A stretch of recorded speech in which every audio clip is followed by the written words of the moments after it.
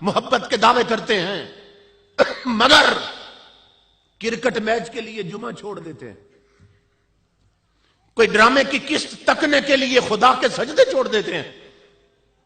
جوانوں، چونکہ اکثریت جوانوں کی بیٹھی، آخری بات عرض کرنے لگا ہوں، ہم بھی جوان ہیں، تاجدار کائنات کے صحابی بھی جوان تھے، صحابہ میں بھی جوان صحابی تھے۔ ایک صحابی کی شادی کی پہلی رات آتی، جوان صحابی ہیں، عشاء حضور کے پیچھے پڑی، آقا جلوگر ہیں، گفتگو شروع ہو گئی، اسے یاد ہی نہیں میری شادی کی رات، چہرے مصطفیٰ تکتا جا رہا، خبر ہی نہیں گھر میں دلہن انتظار کر رہی۔ خود آقا نے فرمایا آج تیری سہاگ رات ہے، جاؤ نا۔ آقا آپ حکم دیتے ہیں تو چلا جاتا ہوں۔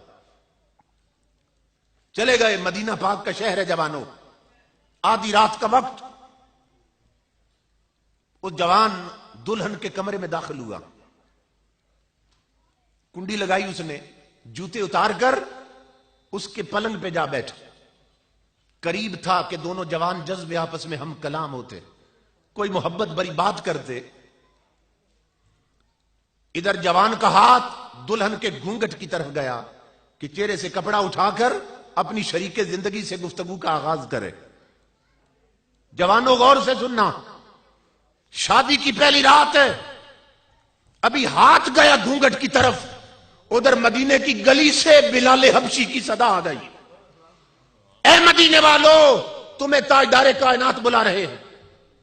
کیوں؟ جہاد کے لیے حکم آ گیا ہے، کل تم نے سروں پہ کفن باندھ کر مصطفیٰ کے قدموں پہ گردنیں کٹانی ہیں۔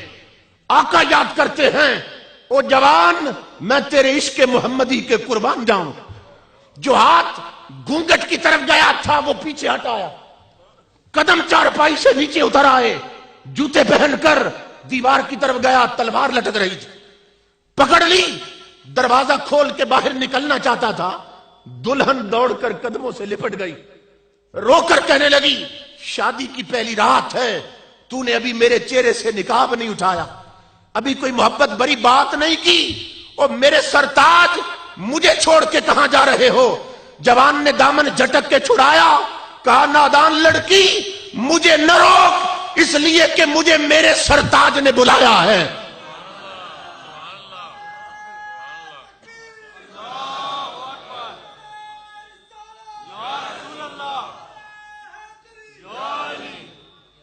اگر تیرا سرتاج میں ہوں تو کوئی میرا بھی سرتاج، اگر تیرے سر کا سائیں میں ہوں تو کوئی میرے سر کا بھی سائیں ہے۔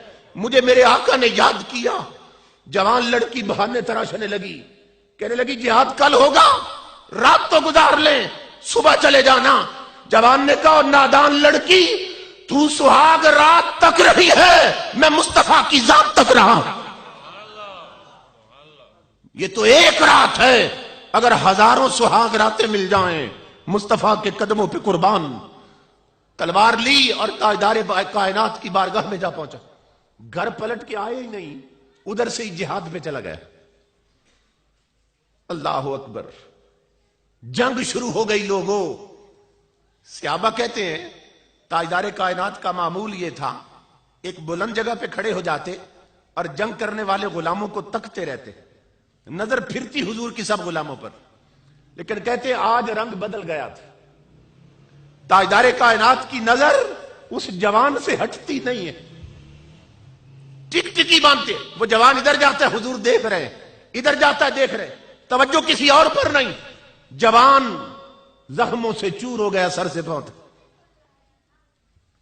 سینے سے نیزہ پار، گھوڑے سے گرا، کونیوں کے بل جسم کو گھسیٹنے لگا۔ صحابی قریب آ گئے، کہنے لگے جوان پیاس لگی ہے، پانی پلا دے، بھوک ہے تو منہ میں کھجوریں ڈال دے۔ اس نے کہا نہ پانی کی حاجت نہ کھجوروں کی طلب، تو پھر جانا کدھر چاہتی ہو جسم کو گھسیٹ کے؟ اس نے کہا میرا آخری وقت آ پہنچا ہے، جس یار کو آتے دیکھا تھا اب اسی کو جاتے تک نہ چاہتا، جی چاہتا ہے روح پرواز کرے تو سامنے چہرے مصطفیٰ ہو، اگر ہو سکے تو مجھے حضور تک لے جاؤ، میرا آخری وقت آ پہنچا ہے۔ اس جوان کا مقدر دیکھو، صحابی اٹھانا چاہتے تھے، آقا نے فرمایا میرے صحابیوں اسے ادھر نہ لانا، اسے ادھر نہ لانا۔ آقا کیوں؟ فرمایا میں اپنی امت کے جوانوں کو بتا دینا چاہتا ہوں کہ جو میرے دین کے لیے سہاگ راتیں لٹا دے پھر وہ میری طرف نہیں انہیں ملنے میں آیا کرتا ہوں۔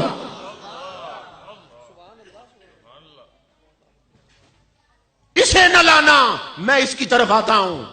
تاجدار کائنات دوڑ کر اس کے پاس گئے، اس کا سر حضور نے جھولی میں رکھ لیا، اپنی کملی سے چہرے کا گرد و غبار صاف کیا، زلفوں میں انگلیاں پھیرنے لگے۔ جوان نے آقا کی جھلک دیکھی اور جھولی میں روح پرواز کر گئی۔ صحابی کہتے ہیں تاجدار کائنات کی آنکھوں میں آنسو اور ہونٹوں پہ ہنسی، یہ دو متضاد چیزیں تھیں۔ آنکھ رو رہی ہے، ہونٹ ہنس رہے ہیں۔ ہم نے عرض کی اللہ کے حبیب یہ آنسو اور یہ خوشی کیسی؟ فرمایا آنسو تو اس کے بارے میں، جدا ہو گیا، بڑا عاشق تھا، محبت کرنے والا غلام تھا، اور ہنس اس لیے رہا ہوں کہ میں جوان کو مبارک دینا چاہتا ہوں۔ جوان تو نے بڑے فائدے کا سودا کیا کہ مصطفیٰ کی آنکھیں دیکھ رہی ہیں کہ تو نے دنیا کی ایک عورت تو چھوڑی ہے مگر 70 حوریں تیرے استقبال کو اتر آئی ہیں۔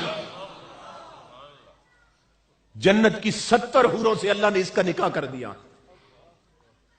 تو جو تاجدار کائنات کے غلام بن جائیں وہ بڑی سے بڑی قربانی سے دریغ نہیں کرتے۔ ہے تجھ کو بدلنا تو ہے اب وقت بدل جا، اے بحر عمیق اپنے کناروں سے اچھل جا، غافل تجھے پا کر لے آئے ہیں پھر جال۔ یہ وی سی ڈی، یہ وی سی آر، یہ انڈیا کی فلمیں، یہ بی پی، یہ ننگا ماحول، غافل تجھے پا کر لے آئے ہیں پھر جال۔ یہ تیرے ایمان کے لٹیرے ہیں، تیرا ایمان ختم کرنا چاہتے ہیں۔ غافل تجھے پا کر لے آئے ہیں پھر جال، تو باز بلبل نہیں بستان سے نکل جا۔